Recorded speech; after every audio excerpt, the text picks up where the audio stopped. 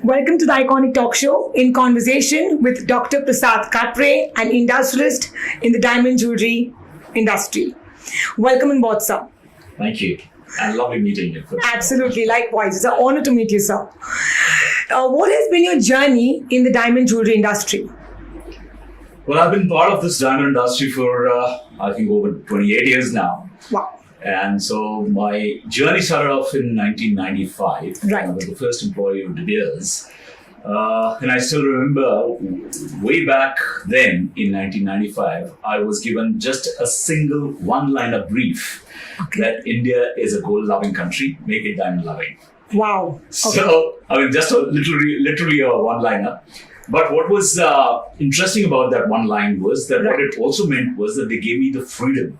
And when I say freedom, is the flexibility, and because they said that you understand your cultures, you understand your country, you understand your market. Right. And you need to, guide us in terms of what exactly is going to work there. Right. And how do we, what are the different steps that we need to take. Right. And I think that was a big challenge because in a country like India, which literally, worships gold, and suddenly you are trying to bring in something totally different. True. And so the first step that we did, of course, was to do a lot of market research because we believe a lot. Because ultimately, you need to understand the customer, and the end user. And so what are the different barriers in her mind, especially because Being Diamonds, it's all women that we interviewed. And it was a huge sample size. It was 100,000 women across the country, Incredible. So that was, incredible, absolutely incredible. Yeah.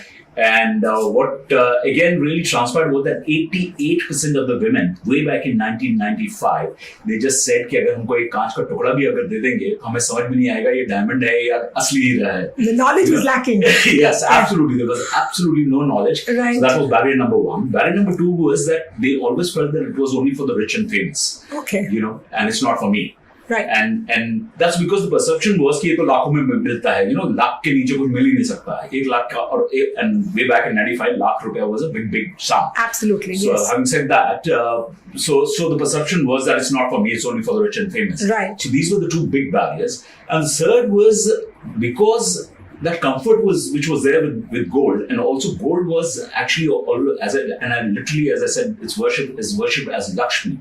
Right. So and plus the woman is worshipped as Ghar ki Lakshmi. Right. And that's where it was a complete what should I say, a marriage of the two. That gold and the woman go together. True. And to then intrude that in a way with another, was a huge challenge by itself. Right. But I was pretty confident because I said, as long as we can clear that, if we can address these three barriers, so that's going to be the step one. So our step one was to create that awareness about diamonds, and we came up with our first campaign of the 4 C's of diamonds: the cut, color, clarity, and carat weight, and trying to explain what it really means. Right. So that was step one. Step two was also making them aware that finally it's affordable. It's for you. It's not only for the rich and famous. Yes, diamonds come from maybe 500 rupees to maybe 5 crores or 500 crores. Right. And the diamonds like Kohinoor are absolutely priceless. Absolutely. So, it comes in right from 500 to whatever price. Right. So, which of course wasn't, people were not aware of. Right. So so we did a price, product and a price campaign. That was step two. So first was giving them the awareness about 4 C's. Second was about this journey about product and price. Making them aware कि 5,000 में भी आपको हीरा मिल सकता है. Right. So you too can afford it, and that was the basic message. Awareness was the campaign. Awareness was the key. Right. And finally, the third was, as I always say, that finally selling a diamond is selling a dream. So I call myself a dream merchant. I love the words going together. Absolutely, no, because finally, otherwise it's a product which doesn't have any utility value. Right. Everything else that a consumer buys, usually there is a logic behind it. Right. Honestly, if you ask me, why do you buy a diamond? There's no logic. So one needs to understand the motivation behind. No woman needs a diamond, but every woman wants one. Absolutely. Now, so that's the big difference between need and a want. And that one needs to understand. So one needs to understand the motivation behind why does a woman buy a diamond. And again, the big difference is between motivation and justification. Because many a time, people say that हमने आज investment किया है. Investment is just a way a woman tries to justify her purchase Right. to her parents or her husband or in-laws or whatever it is. Right. It's her way of justifying that, okay, if I've spent 50,000 rupees or a lakh of rupees, is actually I've invested that money. Right. So, but the inherent motivation is very different. Right. So, so that, we had to understand, and there are actually 6 different reasons for which a woman actually buys any kind of jewelry, not just diamond, any kind of jewelry. And first and foremost, of course, it was, to be always presentable. Right. Again, if you ask someone, no woman is going to tell you that as a reason. That I want to look beautiful. No one is actually going to say that. Absolutely but not. Actually, but that's the that's the mindset. Yes. That's the actual reason. Right. But what they also say is all about status. We want to show our status. They may say so, which again, very few actually say it. But it's considered that because of status, you want to flash your diamonds. Right. So you want to actually wear it. But that's not really the motivation. Is that you want to look beautiful, and that's where I pegged my first brand, which was Nakshatra.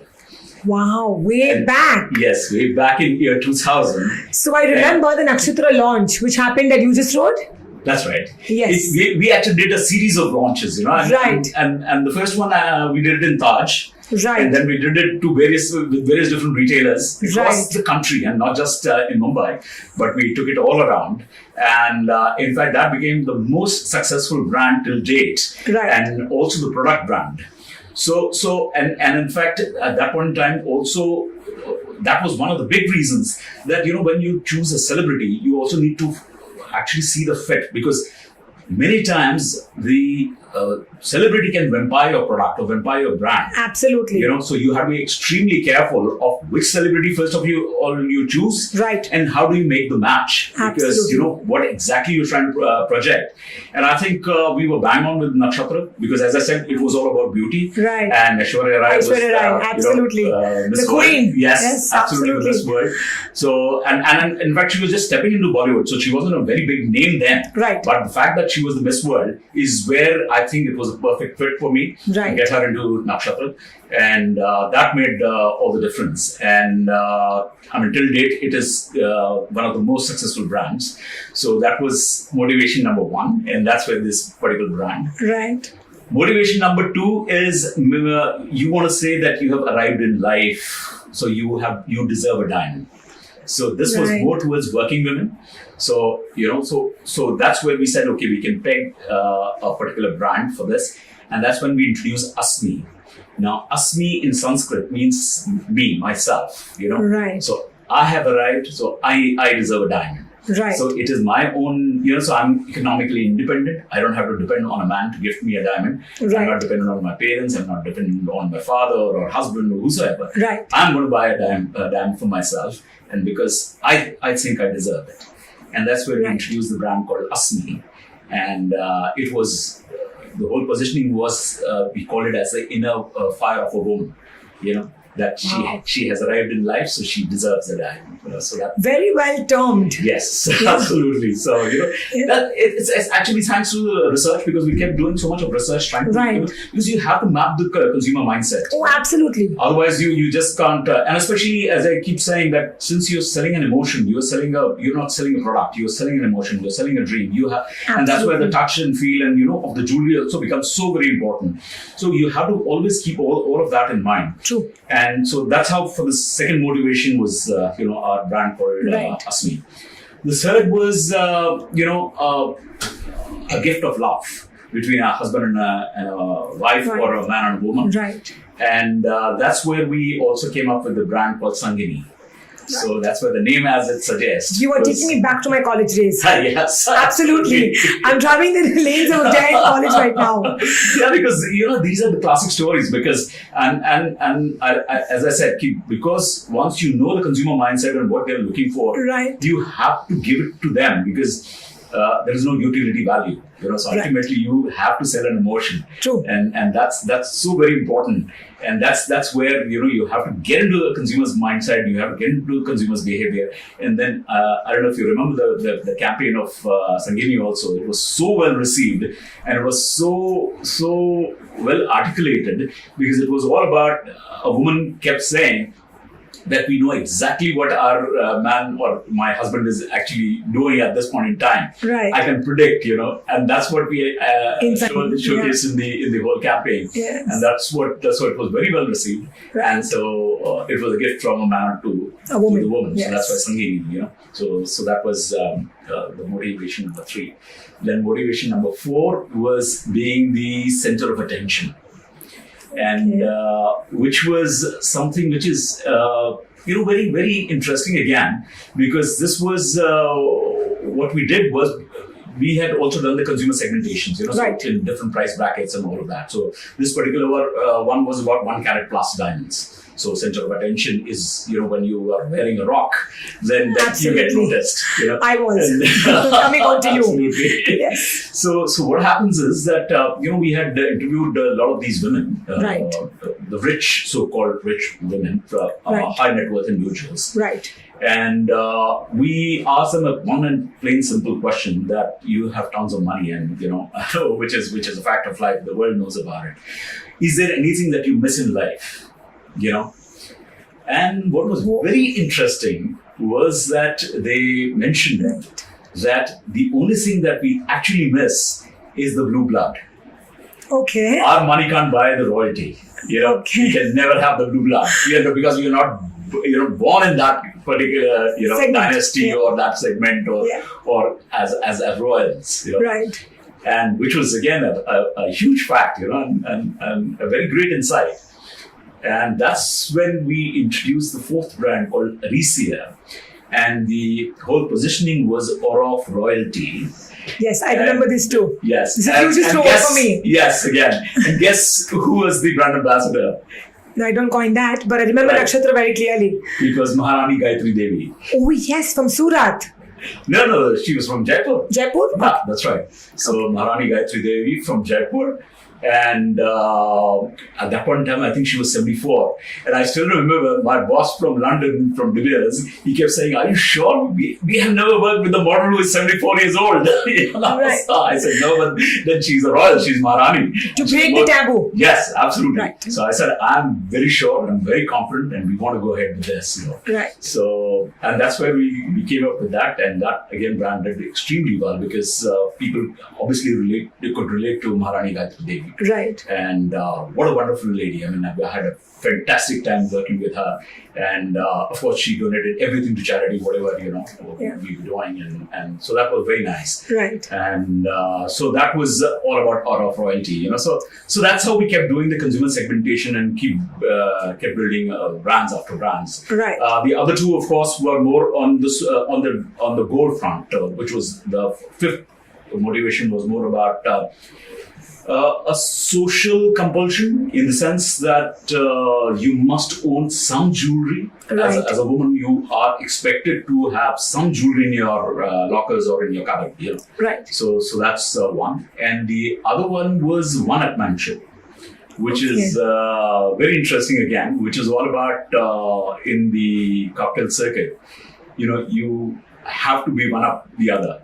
Right. It's one of the motivations. Right. So there again, you have different kind of jewelry that you want to showcase. Right. And that's where again, it's all about talking about what exactly you're looking for in the sense. For example, a design has to inspire you because that should become the conversation point, the circuit conversation point. And that's why whenever I talk about any designs or anything to my retailers or jewelers or manufacturers, that your design has to be stunning enough so that everybody notices it and comes and asks you, "ये कहाँ से बनवाया? क्या है? ये design का inspiration क्या है?" So that's the moment that goes on. That means you have been successful.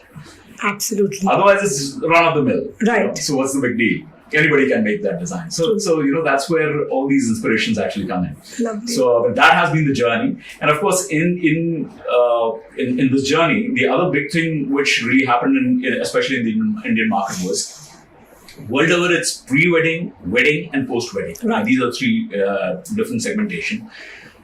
Which way back in 95 or between 95 to maybe 2005, those 10 years. The market was still about wedding and post-wedding. There was very little pre-wedding, and which of course now has changed dramatically. But nonetheless, so that's why we never did any engagement ring concept or nothing of that sort, because it didn't really exist. And even if it did, what it meant was first of all, we don't exchange rings. As Indians, we don't have that culture. It's only in the big metros that we do. Otherwise, it's like I'm a Maharashtrian. Now, we call it Sakhar Puda. And Sakhar Puda is you just exchange sugar. Okay. That's it. And you just sort of announce it to the world. We are now engaged. But you don't actually exchange ring. Of course, all that has changed now. But so like Sakhar Puda, and you go to different cultures, you'll have very different way of actually announcing, but you still don't exchange rings. So that's why, that was one of the key reasons, because I've been asked this number of times that how is it that you never promoted any engagement rings? And I said, but we don't have that culture. So there's no point. And when many times, of course, we look at only Bombay and Delhi kind of cities, that, okay, this is not India. India is very different. The moment you get into the interiors and go to the tier 2, tier 3 towns, it's amazing. And that's where you have to reach those consumers and not just people in Mumbai and Delhi. Keeping cultural diversity in mind. Yes. And then, of course, using marketing as a tool. Correct. So that's where we had, for the weddings, we had diamond vivah jewelry. For post-wedding, we had celebration diamonds. Wow. And when I say post-wedding, it was about your first anniversary, it was about your 10th anniversary, it was about birth of a child. So, that was the journey. So, any occasion, post your wedding was actually, and again, a woman actually plays a very different role in her entire lifespan. As a college-going kid, to being a working woman, then getting married, then as a wife, then as a mother, then as a grandmother.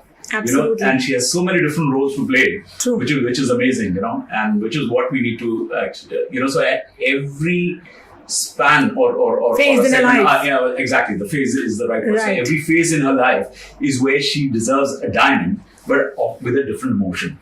Absolutely, that's very well coined. Yes. But with your word emotion, Prasad ji, what I would love to share with you is people do not buy products and services. Today, people are only buying emotions and experiences. Absolutely. And if you see any international brand or any FMCG, MNC brand, they all are focusing on emotion. Absolutely. So your journey is all about emotions, which you shared with me. Yes, now. And it's not just about emotion. It's also today is customization. Absolutely, as much as you can. So customization, emotion, and the experience. That's right. The experience in the store, the experience of what the product is giving, or what the service is giving to the customer. True.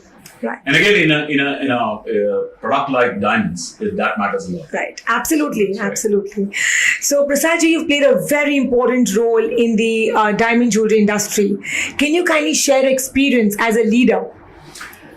Oh, it's been, as I said, a very interesting journey, and I think it's been a vision for me. And I think for when you have to take that kind of a role where you are actually changing the mindsets of a billion people, literally. Though of course we were targeting women, so even if I say 500 million, you are actually trying to it's a complete way of thinking that you need to change. Right. And so that vision has to be there. And one of the first and the foremost is that when you're trying to ingrain it in somebody's mind that this is a product to be considered for whatever occasion or whatever the background is, the fact of the matter is that you have to first understand the individuals. So that's where the research and everything comes in, and understanding the motivations. So that's point number one. And then chasing those. Now, when I say chasing those, I remember, during I was in De Beers for almost 14 years, and in those 14 years, I visited over 10,000 retail outlets, door to door myself. Wow! Yes, and actually meeting the consumers there, meeting the retailers, trying to understand their barriers, and I wanted to address each and every barrier, Right. And simple things like women would always have gold as top of mind, never diamonds as top of mind. And that's where we also started doing a lot of our PR campaigns. We were trying to, make sure that diamonds are up there. So you were trying to make it visible. So it's not just about in the stores. When at that point in time, we did a whole campaign with Star TV. Right. And we actually were giving away diamonds as a contest. Again, it was the whole idea was that it's not we are trying to promote any brand. We are trying to build a category. Right. And when you are building a category, you have to make sure that it's always there in front of you. Right. You should be thinking about diamonds at every given point in time. Breathing it. Yes. The moment you get up in the morning until you sleep in the night, there has to be, different reasons for which you actually are reminded of the product. Right. And it's only that way you can actually do it. And I remember, one of the interviews that I was doing, and I was sitting in Kolkata, and this was, I think it was at the Taj Bengal. And the name of the restaurant, because that's where I was sitting and actually interviewing a guy. And the name of the restaurant, I think, was Shonar Bangal, right? And I was trying to tell the guy, the manager, why is it not a Hirer Bangal? Okay. Why should it be Shonar? Right. So even he was taken aback. He said, never thought of that. And you'll actually see, you'll always see a golden moment of your life. Right. You don't say diamond moment. Right. So we started ingraining those kind of terminologies to use. There was a brand which says diamonds forever. Yeah, and that was our tagline. That's your tagline? Oh, okay, perfect. Yeah, I remember that vividly. Yeah. So diamonds are forever. Hira hai sada ke liye, that was a line. True. So that was our line, as Dubai's line. Wow. So that's what we had coined. And the whole idea was actually doing that. So, as a leader, one has to have your vision very clear. Right. And chase the vision and always believe in yourself. That's the key. And more than that, always keep your team motivated. That's very, very critical. Because आप अकेले कुछ नहीं कर सकते. ये जिस दिन आपने ये सोच लिया मैं अकेला सब कुछ कर सकता हूँ, then it's the end of you and it's a disaster. So don't ever think that you can manage everything. You shouldn't. You are then what the hell are you? What kind of a leader are you? You can't, because आपको खुद करना है तो आप खुद कर लीजिए. So to be that, you have to have a team which needs to be always motivated, who believes in your vision. Right. So you have to ensure that everyone, so like in my team, I had made sure that everyone actually is following the same dream. So there is no dichotomy, or there is no, a different vision that anybody's trying to chase. So we were all looking at just one point, and that's the target, and that's the bullseye. Wow. And we have to reach there. Right. So I think, and of course, then get them to brainstorm together. Right. Because you never know what kind of spark will come from where. True. And that's, I remember this story of, when the first man on the moon was actually put in, and the training was going on, and, the astronauts were getting trained. And the president then had actually walked into NASA office. Right. And he visited the washroom. And the sweeper out there, he just asked him, so what do you work here for? I mean, what's your work? So he said, my aim is to put a man on the moon. Wow. So, what a way of answering a question. Absolutely. Yes. Innovative. And that's the vision. So everybody followed that vision. Right. So just because you are working in the washroom doesn't mean that you're not contributing. You're also contributing by putting the man on the moon. Absolutely. Which is so amazing. And that was something which I said, this is what we need to do. So that's leadership. That's vision. That's something which one needs to chase. Your leadership qualities just remind me of Richard Branson's quote, which he always says, you build your team and the team builds your business. Absolutely. Yeah. So true. And that's where Virgin Atlantic is today. Exactly. Yeah. Yes. Okay, so let's discuss the elephant in the room, lab-grown diamonds. Wow. Yes. Well, lab-grown diamonds, of course, is maybe just 5-7 years ago. Right. It's actually become commercial. See, technically, of course, first of all, let me just explain what lab-grown diamond is. Sure. So, lab-grown diamonds are chemically, thermally, optically, physically identical to diamonds. Right. To the mined diamonds or the natural diamonds as you make. Right. So it's something which you can't dispute that it's not a diamond. Right. So it's almost like a IVF for a test tube baby. And once the baby is born, there is Classic example. Yes, exactly. So you can't dispute, ये उतना human नहीं है जितना naturally born human है or whatever.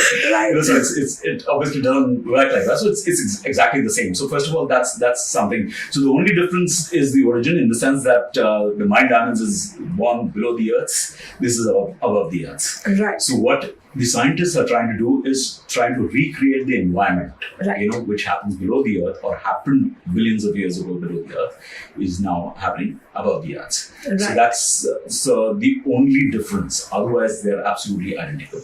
So that's one. Right. So what it also makes it is that all these diamonds, because there is no mining, right, it becomes much more affordable. True. Because that benefit of no mining cost involved, right, is passed on to the consumers. Right. So keeping that in mind, actually, that's the big benefit from a consumer perspective. So as far as the consumers today are concerned, now there are, at least in a market like India, there are two different kinds of customers. One is who can't afford to buy diamonds. Right. And so they end up buying plain gold jewelry. So for them, I have coined a line called double the size or half the price. So it's half the price for those consumers, right, and they are more than happy the moment they know that today they can afford diamonds. Right. Why not? So they're more than happy to actually go and buy it. Go and buy it. Right.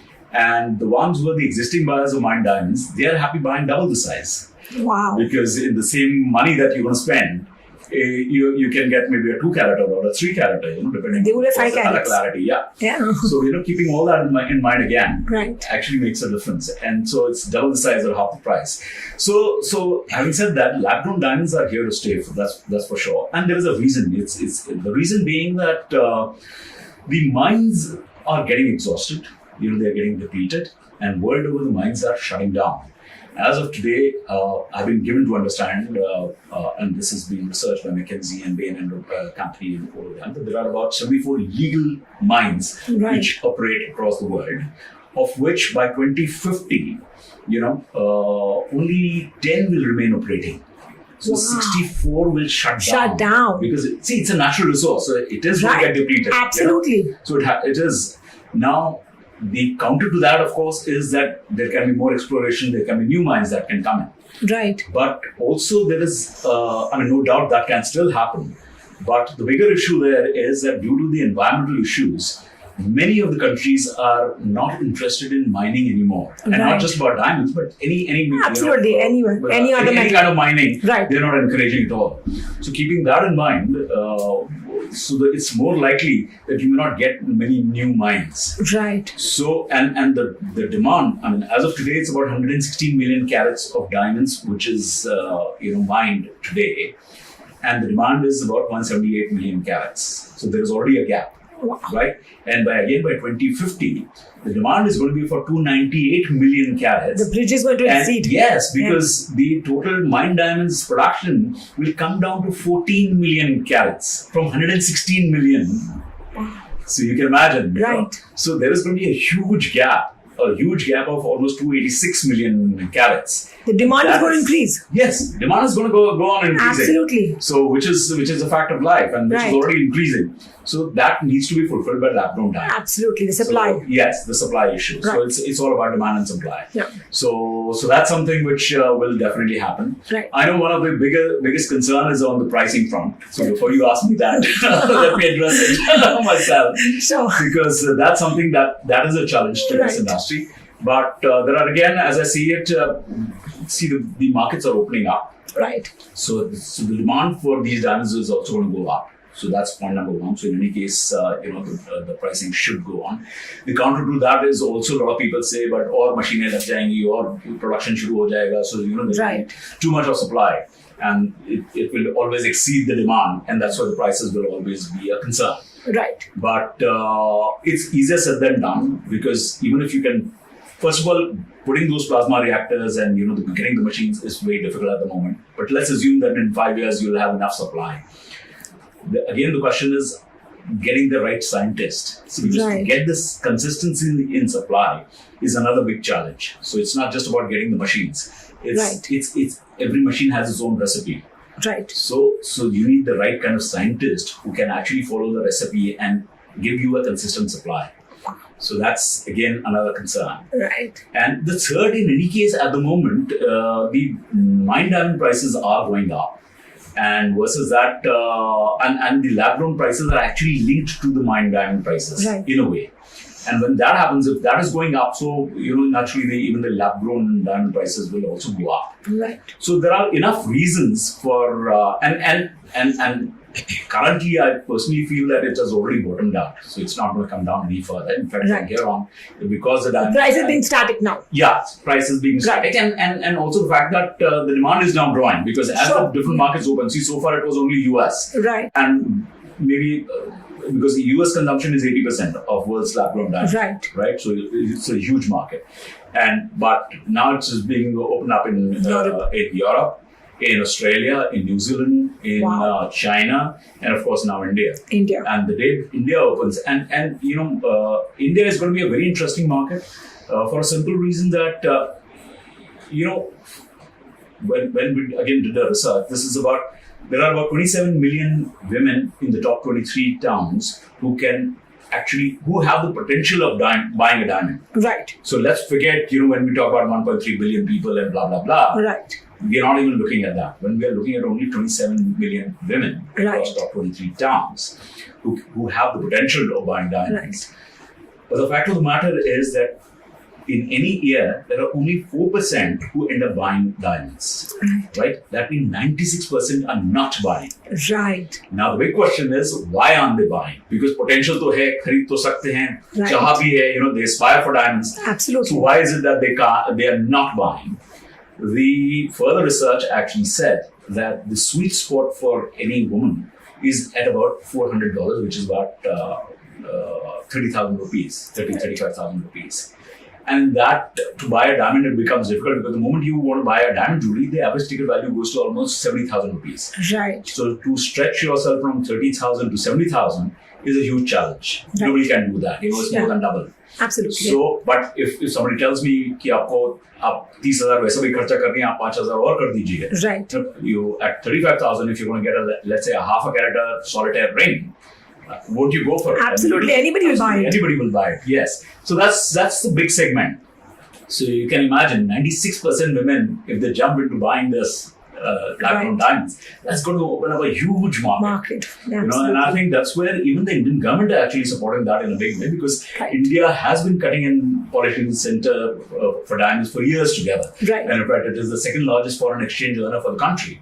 And today, with this growing of diamonds in India, so what it would mean is that, first of all, we don't have to buy the rough or import the rough, because otherwise you are importing the rough. But now that if you're growing your lab-grown diamonds, you have the rough with you. So you are actually also become the center for supplying the rough to the world. And so you are a sort of king in supplying the rough diamonds. Right, manufacturing. You're also into cutting and polishing. And also, eventually, I see it also in terms of branding. So, soon India, at least in diamond industry, I think it will reach a point where made in India itself will become a brand.